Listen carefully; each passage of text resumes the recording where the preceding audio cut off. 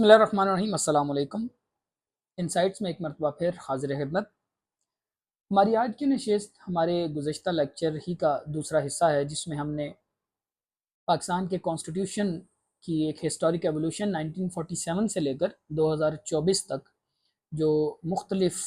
تبدیلیاں جن مختلف مراحل سے گزر کر پاکستان کا کانسٹیٹیوشن آج 2024 میں ہمارے سامنے موجود ہے، ہم نے اس کے اوپر ایک ارتقائی عمل پر ایک بات کی۔ ہمارا آج کا لیکچر جو ہے وہ بنیادی طور پر ان تمام ترامیم سے متعلق ہے جو اب تک 1973 سے لے کر 2024 تک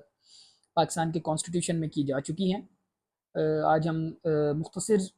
گفتگو کریں گے کہ یہ ترامیم کب کب کی گئیں،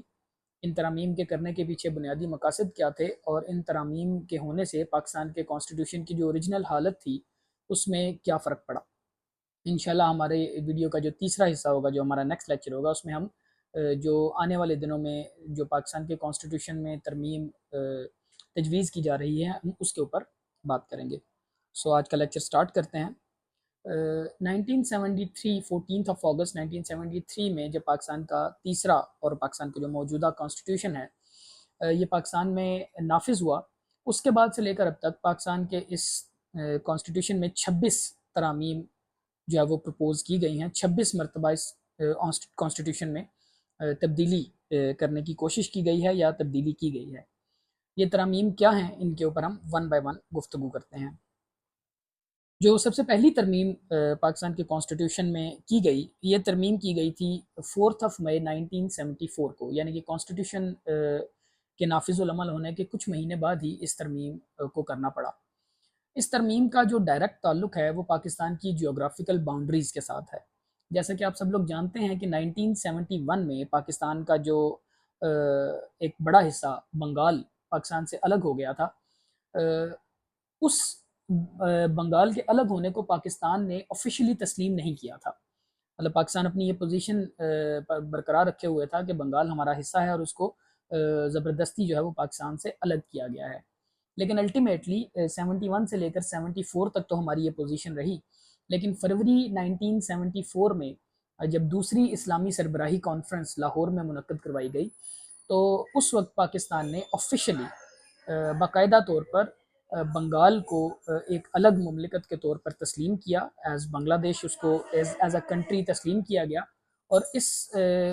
تسلیم کیے جانے کے بعد پاکستان کا جو آبویسلی جو نقشہ تھا، پاکستان کے جو جیوگرافیکل خد و حال تھے، ان میں ایک تبدیلی جو ہے وہ سامنے آئی، یعنی کہ پاکستان کی جو باؤنڈریز ہیں وہ چینج ہو گئیں۔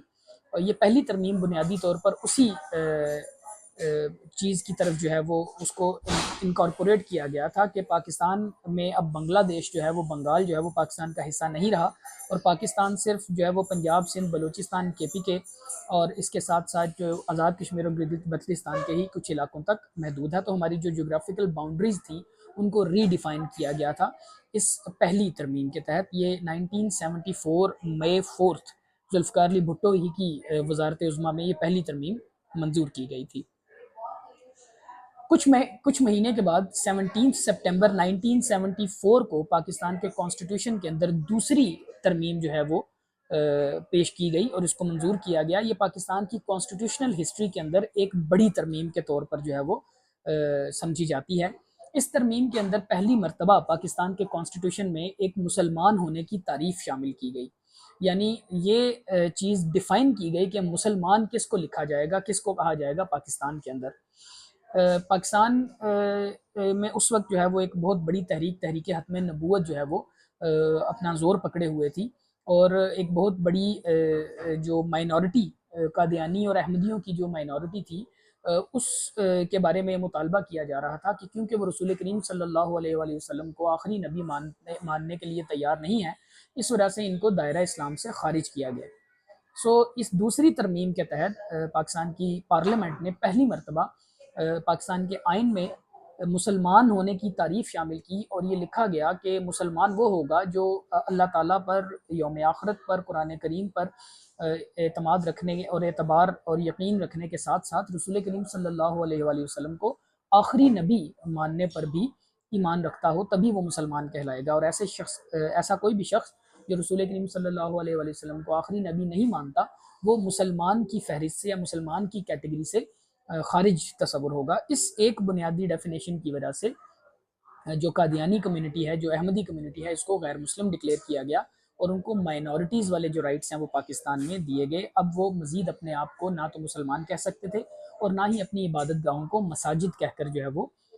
پکار سکتے تھے۔ تو یہ ایک بہت اہم کانسٹیٹیوشنل امینڈمنٹ تھی جس کے بڑے دور رس اثرات جو ہیں وہ ہمیں آج کی تاریخ تک جو پاکستان کے کانسٹیٹیوشن میں نظر آتے ہیں۔ پاکستان کی جو 1973 کا کانسٹیٹیوشن ہے اس کے اندر جو تیسری امینڈمنٹ لائی گئی وہ 18 فروری 1975 کو لائی گئی تھی، 1975 فروری 18۔ اس کا تعلق بنیادی طور پر پریونٹیو ڈیٹینشن کے ساتھ تھا، یعنی یہ ایک انتظامی قسم کی آپ اس کو جو ہے وہ اصلاحات میں سے گن سکتے ہیں کہ اگر حکومت کی طرف سے یہ محسوس کیا جاتا ہے کہ کسی فرد کو، کسی ادارے کو، کسی آرگنائزیشن کو، کسی بھی شخص کو قومی سلامتی کے لیے، موریلٹی کے لیے یا پھر ایک پبلک آرڈر کے لیے، امن عامہ کا مسئلہ سمجھا جائے تو اس کو پریونٹیو ڈیٹینشن میں جو ہے وہ رکھا جا سکتا تھا اور اس کا جو ٹائم پیریڈ تھا اس کو بھی ایکسٹینڈ کیا گیا تھا۔ یہ ترمیم کر کے بنیادی طور پر جو قانون ساز ادارے تھے، جو سیکیورٹی ایجنسیز تھیں، ان کو امپاور کیا گیا تھا کہ وہ ایسے کسی بھی شخص کے بارے میں جب ان کو شک ہو کہ وہ مفاد عامہ کے مسئلے میں، امن عامہ کے مسئلے میں یا سیکیورٹی کے مسائل میں اگر اس کو وہ مناسب سمجھے تو وہ اس کو نہ صرف یہ کہ پریونٹیو ڈیٹینشن میں حفاظتی تحویل میں لے سکتے ہیں بلکہ اس کی جو ڈیوریشن تھی اس کو بھی پہلے سے زیادہ ایکسٹینڈ کیا گیا تھا۔ So this was more of an administrative tactic by Zulfikar Ali Bhutto, جس کا زیادہ تر اطلاق جو ہے وہ انہوں نے اپنے پولیٹیکل اپوننٹس کے اوپر کیا۔ پاکستان کے ایک آئین کے اندر جو چوتھی ترمیم تھی یہ بھی 1975 میں ہی ہوئی، 21 نومبر 1975 کو یہ ترمیم جو ہے وہ لائی گئی اور اس ترمیم کے اندر پاکستان کے کانسٹیٹیوشن کے اندر جو مائنورٹیز ہیں ان کے لیے ایڈیشنل سیٹس جو ہیں ان کو منظور کیا گیا کہ جو پاکستان کی مائنورٹیز ہیں ان کو پارلیمنٹ کے اندر جو ہے وہ ایڈیشنل سیٹس دی جائیں گی۔ ساتھ ہی ساتھ وہ جو تیسری ترمیم میں پریونٹیو ڈیٹینشن کے حوالے سے جو قانون سازی کی گئی تھی اس میں یہ چیز بھی شامل کی گئی کہ جو کورٹس ہیں، جو عدالتیں ہیں، وہ ایسے کسی بھی شخص کو بیل دینے کے حوالے سے ان کے اختیارات بہت محدود کر دیے گئے جس کو پریونٹیو ڈیٹینشن میں یا حفاظتی تحویل میں اٹھایا گیا ہو۔ تو اگین سیکیورٹی اداروں کو، جو سیکیورٹی ایجنسیز ہیں، ان کو مزید امپاور کیا گیا کہ وہ کسی بھی شخص کو اگر پریونٹیو ڈیٹینشن کے طور پر اٹھاتے ہیں، حفاظتی تحویل میں لیتے ہیں تو عدالتیں جو ہیں وہ اس کی ضمانت بھی نہیں دے سکتی تھی۔ اگین یہ والی امینڈمنٹ بھی زیادہ تر ذوالفقار علی بھٹو نے اپنے پولیٹیکل اپوننٹس کو کچلنے کے لیے اور ان کو زندان میں ڈالنے کے لیے، ان کو جیل میں ڈالنے کے لیے استعمال کی۔ پانچویں ترمیم جو 1976 میں 5 ستمبر 1976 کو پاکستان کے کانسٹیٹیوشن میں پانچویں ترمیم جو ہے وہ منظور کی گئی، جس کے اندر جو ہائی کورٹس ہیں ان کے اوپر بھی مختلف قسم کی پابندیاں لگائیں گئیں اور مختلف قسم کی ریسٹرکشنز جو ہیں وہ ان کے اوپر امپوز کی گئیں۔ یہ بھی زیادہ تر جو ہے وہ بیل دینے کے حوالے سے یا کیسز سننے کے حوالے سے یہ پابندیاں تھیں۔ یہاں پر یہ بات قابل ذکر ہے کہ یہ یاد رکھیے گا کہ جب بھی کسی بھی فرد کو، کسی بھی شخص کو، کسی بھی ادارے کو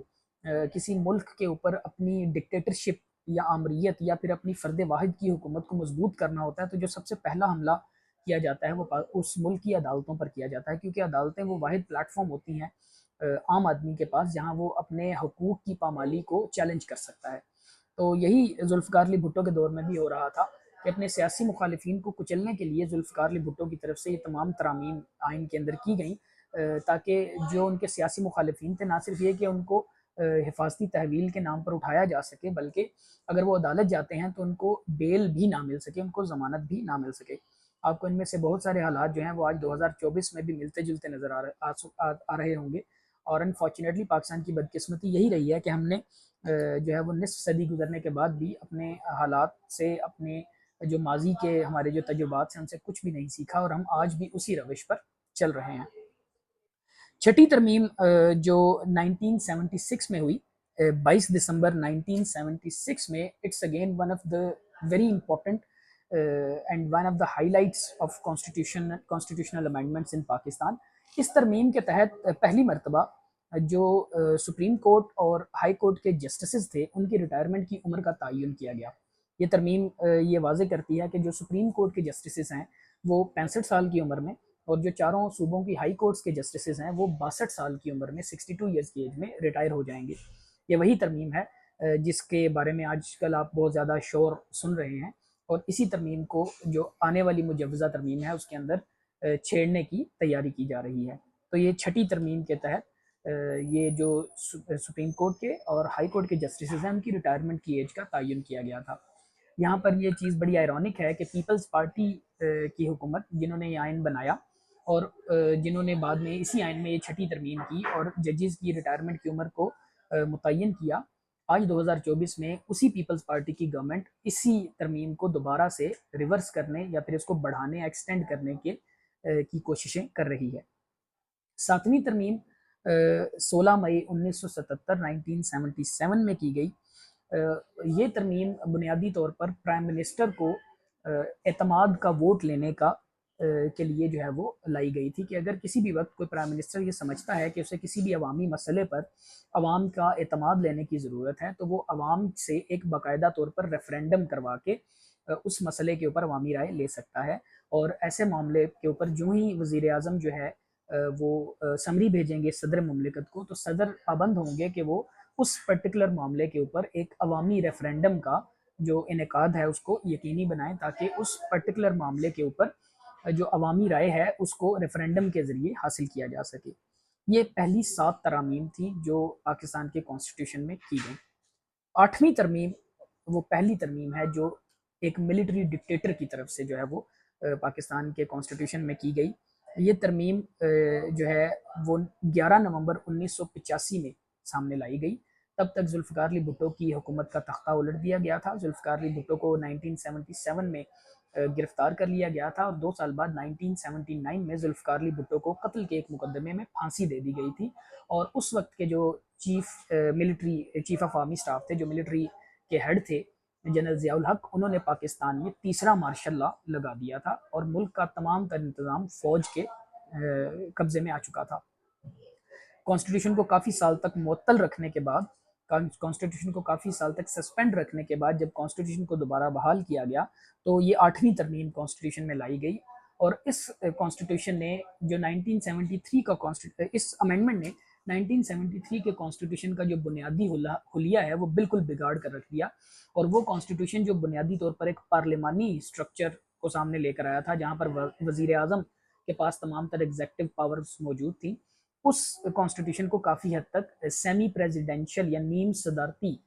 کانسٹیٹیوشن کے اندر تبدیل کر دیا گیا اور جو تمام تر طاقت کا سرچشمہ تھا وہ صدر مملکت کی ذات بنا دی گئی, جو کہ آبویسلی اس وقت جنرل ضیاء الحق کے پاس یہ والا پورٹ فولیو تھا. اور پرائم منسٹر کی پاور کو بہت زیادہ محدود کر دیا گیا. صدر کے پاس جو ہے وہ بہت زیادہ طاقت آ گئی. صدر جب چاہے وہ پارلیمنٹ یا قومی اسمبلی کو تحلیل کر سکتا تھا بغیر کوئی وجہ بتائے, اور صدر ہی جو ہے وہ اس کے پاس تمام تر ایگزیکٹوز کی جو پاورز تھی وہ اکٹھی کر دی گئی تھی. تو اس 8ویں ترمیم نے بہت زیادہ کانسٹیٹیوشن کا جو حلیہ ہے وہ بگاڑ کر رکھ دیا اور اس کو بہت زیادہ آمرانہ یا صدارتی جو ہے وہ شکل دے دی تھی. 1985 میں ہی جو 9ویں ترمیم ہے, 9th امینڈمنٹ ہے, وہ پرپوز کی گئی, جس کے اندر یہ پرپوز کیا گیا کہ ملک کے اندر جو ہے وہ شریعت کا جو قانون ہے, جو شریعہ لا ہے, اس کو supreme law of the land بنایا جائے اور ملک کے تمام تر جو قوانین ہیں وہ شریعت کے تابع ہوں. جو اس وقت ضیاء الحق کی طرف سے جو ہے وہ ایک اسلامائزیشن کی بہت بڑی موومنٹ چلائی جا رہی تھی اور یہ وعدہ کیا گیا تھا کہ ملک کو اسلامی جو بنیادی ڈھانچے میں جو ہے وہ تبدیل کر دیا جائے گا. اسی اپنی جو تجویز تھی یا اسی جو ان کا جو خیال تھا اس کو سامنے رکھتے ہوئے یہ ترمیم سامنے لائی گئی تھی کہ ملک میں شریعت کا جو قانون ہے, شریعہ لا جو ہے وہ اس کو as supreme law of the land جو ہے وہ امپلیمنٹ کر دیا جائے. لیکن یہ ترمیم اس سے پہلے کہ پاس ہوتی, اس سے پہلے ہی جو نیشنل اسمبلی ہے اس کو توڑ دیا گیا تھا, اس کو ڈیزالو کر دیا گیا تھا ضیاء الحق کی طرف سے, تو یہ ترمیم پاس نہیں ہو سکی. اور یہ 9ویں ترمیم ہمیشہ کی جو ہے وہ باقی کی 8 ترامیم کی طرح سے پاکستان کے کانسٹیٹیوشن کا باقاعدہ حصہ نہیں بن پائی کیونکہ یہ اسمبلی سے منظور نہیں ہو سکی تھی. 10ویں ترمیم اس کے 2 سال کے بعد لائی گئی. 25 مارچ 1987 کو یہ ترمیم منظور ہوئی, جس کے اندر یہ فکس کیا گیا کہ جو قومی اسمبلی اور سینٹ کے جو اجلاس ہیں ان کے درمیان زیادہ سے زیادہ جو وقفہ ہے وہ 130 دنوں کا ہو سکتا ہے. اس سے پہلے یہ ہو رہا تھا یا پھر اس سے پہلے پریکٹس کی جا رہی تھی کہ اگر قومی اسمبلی کا اجلاس ایک دفعہ جو ہے وہ ملتوی کیا جاتا تھا تو دوسرا اجلاس بلانے کے لیے کوئی بھی ڈیٹ مختص نہیں کی جاتی تھی، اور کئی کئی مہینے تک جو ہے وہ قومی اسمبلی کا اجلاس جو ہے وہ نہیں بلایا جاتا تھا۔ اس چیز کو جو ہے وہ ڈسکریج کرنے کے لیے باقاعدہ طور پر 130 دن کی مدت جو ہے وہ فکس کر دی گئی کہ دو جو قومی اسمبلی کے اجلاس ہیں ان کے درمیان 130 دن سے زیادہ کا وقفہ نہیں ہونا چاہیے، تاکہ جو پارلیمنٹ ہے وہ ریگولرلی قانون سازی کرتے ہوئے اپنا کام جو ہے وہ جاری رکھ سکے۔ یہ 10ویں ترمیم تھی۔ 11ویں ترمیم 1989 میں جو ہے وہ پاکستان کی اسمبلی میں ایک مرتبہ پھر سے پرپوز کی گئی، جس کے اندر خواتین کے لیے جو ہے وہ کچھ سیٹیں ریزرو کرنے کی تجویز دی گئی کہ خواتین کے لیے نیشنل اسمبلی کے اندر جو ہے وہ سیٹیں ریزرو کی جائیں، لیکن یہ ترمیم بھی جو ہے وہ پاس نہیں ہو سکی، اور الٹیمیٹلی 1992 میں اس ترمیم کو وڈرا کر لیا گیا، واپس لے لیا گیا۔ اس طرح سے جو 11ویں ترمیم ہے وہ بھی کانسٹیٹیوشن کا کبھی بھی حصہ نہیں بن پائی، اور اس کو منظور ہونے سے پہلے ہی وڈرا کر لیا گیا تھا، کیونکہ قومی اسمبلی سے اس کو پاس نہیں کروایا جا سکا تھا۔ 12ویں ترمیم 1991 میں جو ہے وہ پاکستان کے کانسٹیٹیوشن میں کی گئی، جس کا تعلق اگین عدلیہ کے ساتھ تھا۔ ایسے تمام معاملات جو سیریس نیچر کے جرائم ہوں یا پھر ایسے تمام معاملات جن کے اندر تیز ترین انصاف جو ہے وہ اس کی ریکوائرمنٹ ہو، اس کے لیے سپیڈی کورٹس بنائے گئے، اور ان کے لیے ان تمام اسپیشل عدالتوں کے لیے 3 سال کی مدت رکھی گئی کہ ان عدالتوں میں جو بھی کیس چلیں گے ان کا مقدمے کا فیصلہ 3 سال کے اندر اندر ہو جانا چاہیے۔ یہ اگین عدلیہ کے کام کو بہتر بنانے کے لیے اور انصاف کے نظام کو تیز تر بنانے کے لیے یہ ترمیم کی گئی۔ یہ پاکستان کے کانسٹیٹیوشن کی 12ویں ترمیم تھی، جس کا تعلق عدلیہ کے ساتھ تھا۔ 13ویں ترمیم پاکستان کے کانسٹیٹیوشن کے اندر 1997 میں لائی گئی، جب نواز شریف ملک کے وزیر اعظم بن چکے تھے۔ یہ ترمیم بنیادی طور پر اس 8ویں ترمیم کو ختم کرنے کے لیے لائی گئی تھی، جس میں ضیاء الحق نے وزیر اعظم کی تمام تر پاورز ختم کر کے پاورز اپنے پاس جو ہے وہ کانسنٹریٹ کر لی تھی۔ 13ویں ترمیم کے اندر صدر کے وہ تمام اختیارات ختم کیے گئے کہ اس کے پاس وہ جب چاہے اسمبلی توڑ سکتا ہے، یا پھر صدر کے پاس جو 58(2)B کا قومی اسمبلی کو ڈیزالو کرنے کا اختیار تھا وہ واپس لے لیا گیا، اور اب پریزیڈنٹ جو ہے وہ پرائم منسٹر کی مرضی کے بغیر قومی اسمبلی کو تحلیل کرنے کا رائٹ نہیں رکھتا تھا۔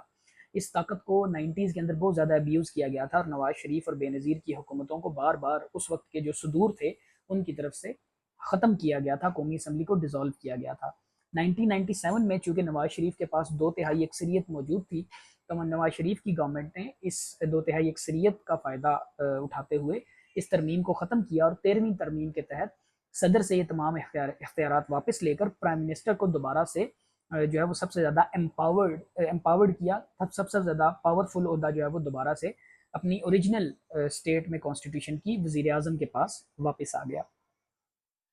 14ویں ترمیم بھی 3 جولائی 1997 کو لائی گئی، اور اس ترمیم کے بھی بڑے دور رس اثرات جو ہیں وہ ہمیں دیکھنے کو ملے۔ اس ترمیم میں جو لوٹا کریسی ہے، یا پھر جس کو آپ ڈیفیکٹو کلاز کہتے ہیں، کہ اگر کوئی بھی شخص کسی ایک پارٹی سے منتخب ہو کر آیا ہو اور بعد میں وہ کسی دوسری پارٹی میں چلا جائے، یا کسی دوسری پارٹی کو سپورٹ کرے، فلور کراسنگ کرے، کسی اور پارٹی کی آئیڈیالوجی کے ساتھ چلا جائے، تو ایسی صورت میں اس کی جو قومی اسمبلی کی یا سینٹ کی جو نشست ہے اس کو ختم کر دیا جائے گا، اس کو جو ہے وہ ڈیفیکٹ کر دیا جائے گا، ڈسمس کر دیا جائے گا۔ یہ بڑی امپورٹنٹ ترمیم تھی، جس نے فلور کراسنگ کا راستہ روکا، جس نے لوٹا کریسی کا راستہ روکا، اور باقاعدہ طور پر ایک سزا تجویز کی ایسے تمام پارلیمنٹیرینز کی طرف سے جو اپنی پارٹی کی آئیڈیالوجی یا پارٹی پالیسی سے ہٹ کر کسی اور پارٹی کے اندر شمولیت اختیار کرتے ہیں۔ یہاں پر یہ بھی ایرانک چیز ہے کہ آج وہی نون لیگ کی گورنمنٹ اپنی ہی منظور کی ہوئی اس 14ویں ترمیم کو دوبارہ سے چینج کرنے کی طرف جو ہے وہ 2024 میں اس کے لیے کوشش کر رہے ہیں۔ انشاءاللہ اس کا تذکرہ تفصیل سے ہمارے آنے والے لیکچر میں ضرور ہوگا۔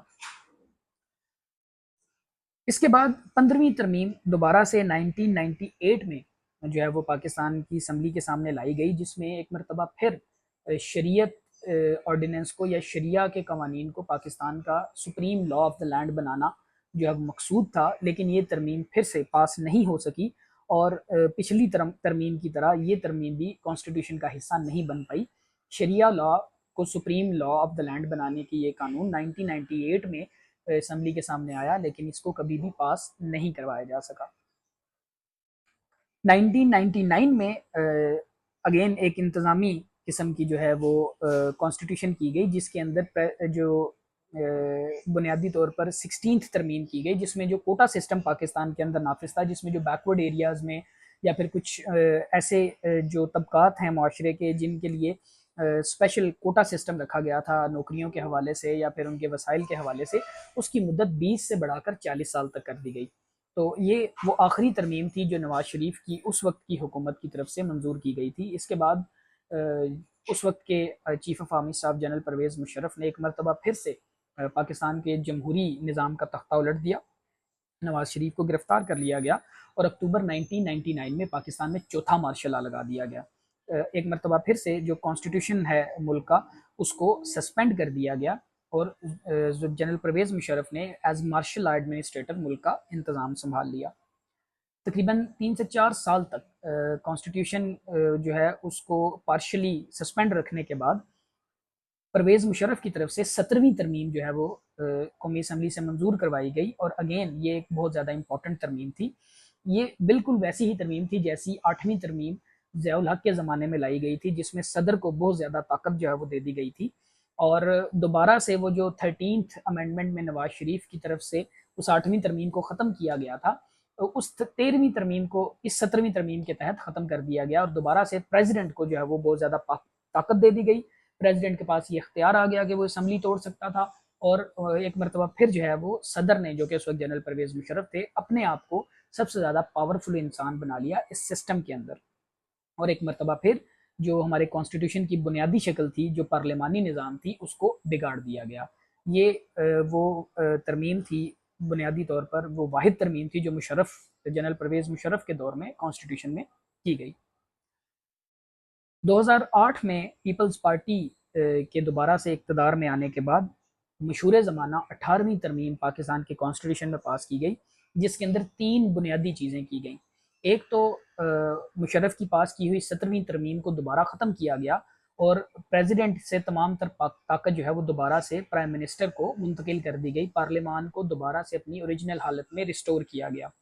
دوسرے نمبر پر صوبوں کو بہت زیادہ اٹانومی دی گئی، صوبوں کو بہت زیادہ خود مختاری دی گئی، اور بہت سے معاملات وفاق سے لے کر صوبوں کے حوالے کر دیے گئے۔ اور تیسری امپورٹنٹ چیز اس 18ویں ترمیم میں جو ہوئی، وہ پاکستان کے صوبہ خیبر پختونخوا، جو کہ اس سے پہلے صوبہ سرحد کے نام سے جانا جاتا تھا، اس کا نام باقاعدہ طور پر آفیشلی بدل کر صوبہ خیبر پختونخوا رکھا گیا۔ یہ بھی 18ویں ترمیم کے اندر ہی منظور کیا گیا۔ 2010 میں ہی پاکستان کے کانسٹیٹیوشن کے اندر 19ویں ترمیم جو ہے وہ منظور کی گئی۔ یہ بھی عدلیہ کے حوالے سے ایک امپورٹنٹ ترمیم تھی، جس کے اندر پاکستان کی سپریم کورٹ کے اندر ججز کی تعیناتی اور ان کی پروموشن کا طریقہ کار جو ہے وہ اس کو باقاعدہ طور پر منظور کیا گیا کہ باقاعدہ طور پر ایک جوڈیشل کمیشن بنایا جائے گا، جس کا حصہ سپریم کورٹ کے جسٹس بھی ہوں گے، اور اسی طرح سے جو سینئر ترین ججز ہیں ان کی پروموشن جو ہے وہ انشور کی جائے گی۔ سپریم کورٹ کے اندر ججز کو ایلیویٹ کس طرح سے کیا جائے گا، سپریم کورٹ کے اندر ججز کو اپوائنٹ کیسے کیا جائے گا، یہ تمام تر معاملات وہ جوڈیشل کمیشن دیکھے گا۔ یہ پاکستان کے کانسٹیٹیوشن کی 19ویں ترمیم تھی جو 2010 میں ہی منظور کی گئی تھی۔ اس کے ساتھ ساتھ جو چیف الیکشن کمشنر کے حوالے سے یا پھر جو الیکشن کمیشن آف پاکستان کے حوالے سے جو اپوائنٹمنٹس ہیں، ان کا بھی طریقہ کار اس 19ویں ترمیم میں وضع کیا گیا۔ 2012 کی ترمیم بھی الیکشنز اور الیکشن کمیشن آف پاکستان کے حوالے سے ہی تھی۔ یہ 20ویں ترمیم تھی، جس کے اندر فری اینڈ فیئر الیکشنز، جو صاف شفاف انتخابات کو یقینی بنانے کے لیے الیکشن کمیشن کو امپاور کیا گیا، اور اس ترمیم کا بنیادی مقصد بھی پاکستان کی جو ووٹنگ کی جو تاریخ ہے، پاکستان کے اندر جو انتخابات ہیں، اس کو صاف اور شفاف بنانے کے لیے، الیکشن کمیشن کو مزید امپاور کرنے کے لیے یہ 20ویں ترمیم لائی گئی 14 فروری 2012 کو۔ اس کے بعد 2013 میں دوبارہ سے پی ایم ایل این کی نواز شریف کی حکومت آئی، اور 2014 میں جو ایک بہت ہی افسوسناک حادثہ پاکستان میں ہوا، دسمبر 2014 میں، جب اے پی ایس اٹیک پشاور میں ہوا اور ایک سکول میں دہشت گردوں کی طرف سے حملہ کر کے بچوں کو شہید کیا گیا۔ اس کے فوراً بعد جنوری 2015 میں 7 جنوری 2015 میں جو کانسٹیٹیوشن ہے اس کے اندر 21ویں ترمیم جو ہے اس کو لایا گیا، جس کے اندر باقاعدہ طور پر ملٹری کورٹس اسٹیبلش کیے گئے کہ فوجی عدالتیں بنائی جائیں گی ان تمام تر معاملات کو سننے کے لیے، ان تمام معاملات کا فیصلہ کرنے کے لیے جن کا تعلق دہشت گردی کے ساتھ یا قومی سلامتی کے معاملات کے ساتھ ہوگا، تاکہ ان کا جلد سے جلد جو ہے وہ ٹرائل کر کے ان کو سزا دی جا سکے۔ ان عدالتوں کی، فوجی عدالتوں کی جو مدت ہے وہ 2 سال رکھی گئی کہ 2 سال کے اندر اندر فوجی عدالتیں ان کیسز کا فیصلہ کر کے جلد سے جلد ان دہشت گردوں کو سزا دے سکیں۔ 2016 میں 8 جون 2016 میں 22ویں ترمیم پاکستان کے کانسٹیٹیوشن میں کی گئی، جس میں الیکشن کمیشن آف پاکستان کی جو پاورز ہیں وہ ڈپیوٹ کی گئیں چیف الیکشن کمشنر کو، اور چیف الیکشن کمشنر کو بہت زیادہ امپاور کیا گیا پاکستان کے اندر انتخابات کا نظام صاف و شفاف بنانے کے لیے۔ 7 جنوری 2017 کو پاکستان کے کانسٹیٹیوشن میں 23ویں ترمیم کی گئی۔ یہ ترمیم بنیادی طور پر اسی 21ویں ترمیم کا جو ہے وہ ایک کنٹینوئنس تھی،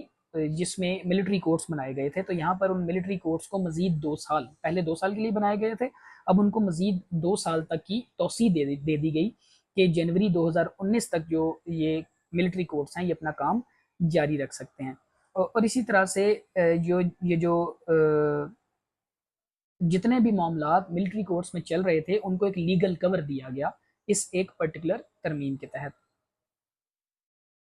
22 دسمبر 2017 کو 24ویں ترمیم پاکستان کے کانسٹیٹیوشن میں کی گئی، جس کے اندر جو نیشنل اسمبلی کی سیٹس ہیں ان کو ری ایلوکیٹ کیا گیا۔ یہاں یاد رکھیے گا کہ 2017 میں پاکستان کے اندر مردم شماری کی گئی تھی، سینسس کیا گیا تھا، جس سے ہمیں نئی آبادی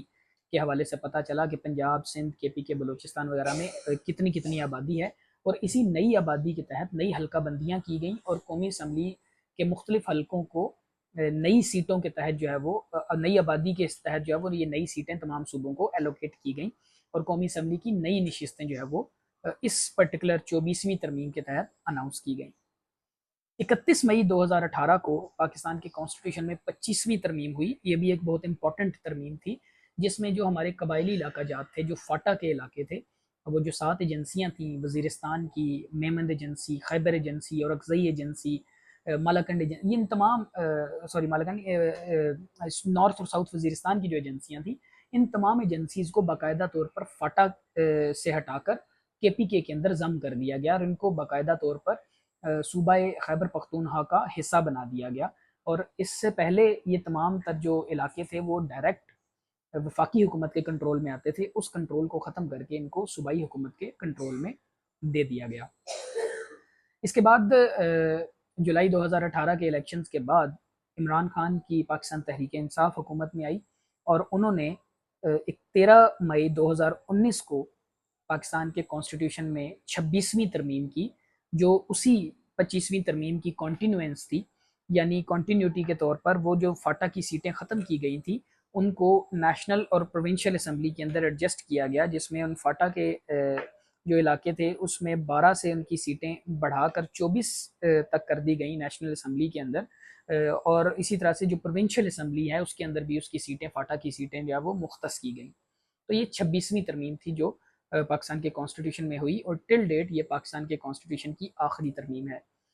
ابھی تک جو 26 ترامیم ہوئی ہیں وہ ان کے حوالے سے ہم نے ایک مختصر سی گفتگو کی۔ 1973 کے کانسٹیٹیوشن میں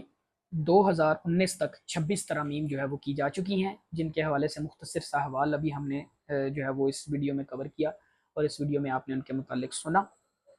27ویں ترمیم جو ہے اس کی تجویز اس وقت دی جا چکی ہے، اور یہ ایکسپیکٹ کیا جا رہا ہے کہ اگلے ہفتے تک قومی اسمبلی میں اس مجوزہ ترمیم کو جو ہے وہ پیش کیا جائے گا، اور اگر حکومت 2/3 اکثریت سے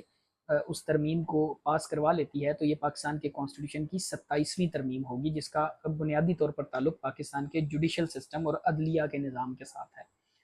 انشاءاللہ اسی لیکچر کے تیسرے حصے میں ہم اس مجوزہ 27ویں آئینی ترمیم پر گفتگو کریں گے، اور نیکسٹ ویڈیو کے ساتھ جلد ہی آپ کی خدمت میں دوبارہ حاضر ہوں گے۔ اگر اس لیکچر کے حوالے سے آپ کے ذہن میں کوئی سوالات ہیں، کوئی کامنٹس ہیں، کوئی سجیشنز ہیں تو ان کو کامنٹ سیکشن میں ضرور بتائیے۔ اگر آپ نے ابھی تک چینل کو سبسکرائب نہیں کیا تو کائنڈلی چینل کو سبسکرائب کر لیجئے، اور مزید اس طرح کی ویڈیوز کے لیے، اس طرح کے لیکچرز کے لیے، مختلف موضوعات کے اوپر اگر آپ کوئی لیکچرز جو ہے وہ سننا چاہتے ہیں تو اس حوالے سے بھی ہمیں کامنٹ سیکشن میں یا میسج کر کے ضرور بتائیے۔ انشاءاللہ ہم کوشش کریں گے کہ جلد ان موضوعات پر گفتگو بھی آپ کے سامنے انتہائی آسان الفاظ میں، تاکہ آپ کے سمجھنے میں آسانی ہو، آپ کے سامنے لے کر دوبارہ حاضر ہوں۔ تب تک کے لیے انسائٹس سے ہمیں اجازت دیجیے، انشاءاللہ جلد دوبارہ ملاقات ہوگی۔ اللہ حافظ۔